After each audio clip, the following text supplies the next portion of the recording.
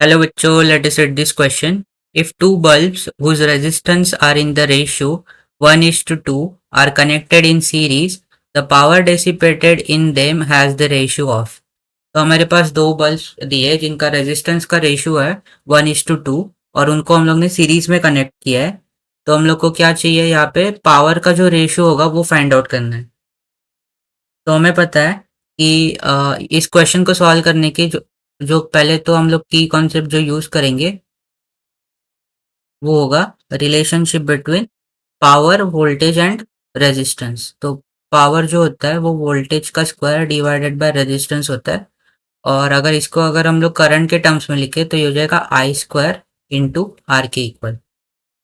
और हमें पता है कि अगर हम लोग रेजिस्टेंस को सीरीज में कनेक्ट कर दे तो उनका जो इक्विवेलेंट रेजिस्टेंस होता है, तो सपोज हमारे पास दो रेजिस्टर सीरीज में कनेक्टेड है तो उनका इक्विवेलेंट रेजिस्टेंस जो होता है वो R1 प्लस R2 के इक्वल है। तो अगर हम लोग क्वेश्चन के अकॉर्डिंग यहाँ पे हमें क्या दिया है, दो रेजिस्टर दिए है उनका रेशियो 1:2 दिया है और वो सीरीज में है, तो हमारा जो टोटल रेजिस्टेंस है वो ऐड करने पे 3 होना चाहिए। तो अगर हम लोग क्वेश्चन के अकॉर्डिंग डायग्राम बनाए तो हम लोग अज्यूम करते हैं पहला एक रेजिस्टर जो है उसका रेजिस्टेंस R अज्यूम करते हैं और सेकंड वाला जो रेजिस्टर है उसका वैल्यू हम लोग 2R अज्यूम करते हैं। और यहाँ पे जो है हम लोग ये बैटरी कनेक्ट करते हैं,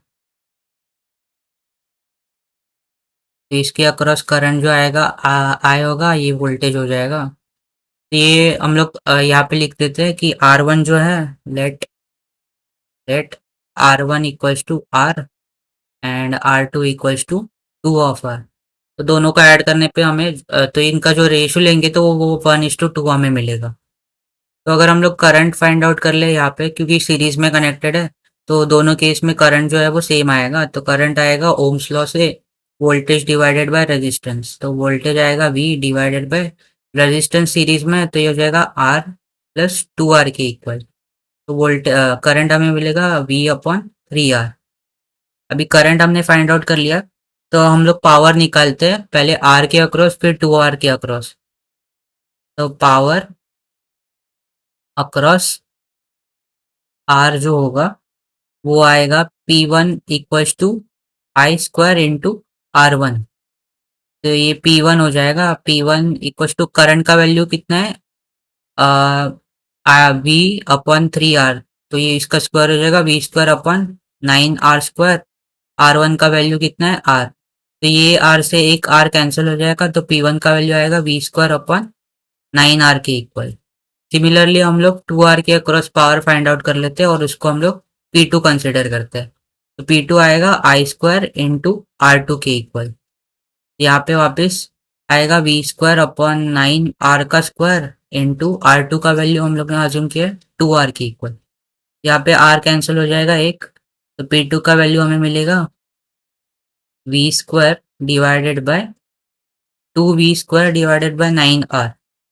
तो अगर हम लोग P1 और P2 का अगर रेशियो कंसिडर करें तो यहाँ पे P1/P2 कितना हो जाएगा, V²/9R। और ये P2 जो है वो उल्टा होके मल्टीप्लाई हो जाएगा, तो ये हो जाएगा 9R divided by 2V²। V² cancel, 9R cancel, तो ये हो जाएगा 1/2। सो हम लोग यहाँ से कह सकते हैं कि पावर का जो रेशियो आएगा वो होगा 1:2 के इक्वल। तो अगर हम लोग ऑप्शन चेक करें तो ऑप्शन के अकॉर्डिंग ऑप्शन डी जो है हमारा राइट आंसर हो जाएगा। So I hope you have understood it well and best of luck.